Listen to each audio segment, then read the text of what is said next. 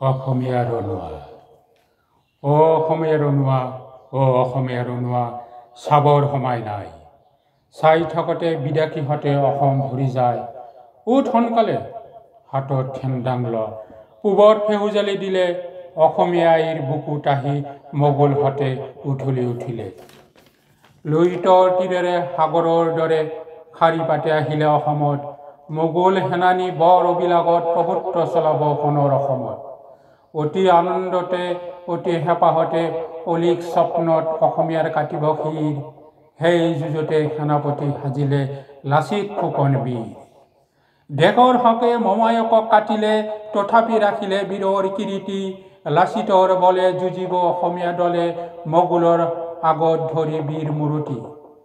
খন্তেক পিছত জ্বলিলে যুঁজৰ জুই, জুপিয়ালে অসমীয়া মোগল দুয়োৰে মাজত তই মই ৰণ, বহুতো মৰিল বহুতো ৰল। লাচিত ফুকনে যুঁজিলে বাহুবলে দখল কৰিলে কাজলী বাহুবাৰী গড়, অসমীয়াৰ অনুৱা আগুৱাই যায় ৰঙতে কয় মোগল তহঁত মৰ, ৰঙতে কয় মোগল তহঁত মৰ। সেই যুঁজতে লাচিতৰ বীৰত্ব দেখি ফিৰোজ যুঁজ এৰিল, প্ৰাণৰ ভয়ত অসমীয়াৰ ভৰি ধৰি ফিৰোজ বন্দী হ'ল। সেই বাতৰি পাই সম্ৰাট ঔৰংজেবে খঙতে পালে চুলিৰ আগ, ততালিকে কয় ৰামসিংহ তই সেই যুঁজতে ল ভাগ। লাচিত ফুকন সোণৰ অসমক ৰক্ষা কৰিবৰ বলে দৰকাৰ মতে লাগে যতে আৰু গড় গঢ়ালে। লুইতৰ উত্তৰত গড় গঢ়াবৰ বাবে মমায়কক দিলে ভাৰ, একে ৰজনীত গঢ়াব লাগিব এইটো কথা তাৰ।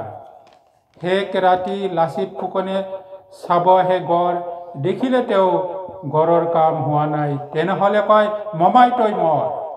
বৰ খঙতে তৰোৱাল উলিয়াই শিৰ কাটিলে তাৰ মমায়কৰ, দেশ প্ৰেমী বাণীৰে কয় গগনভেদী দেশ সম নহয় মোমাই বৰ।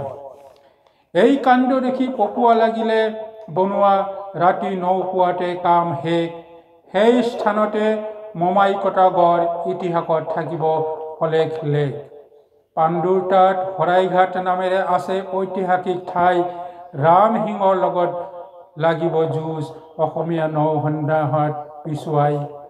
সেই সময়ত লাচিত ফুকন নৰিয়া হ'ল বৰ জ্বৰ, পৰাজয়ৰ বাতৰি পাই সমৰলৈ নামি গ'ল মোগলে ভয়ত থৰবৰ।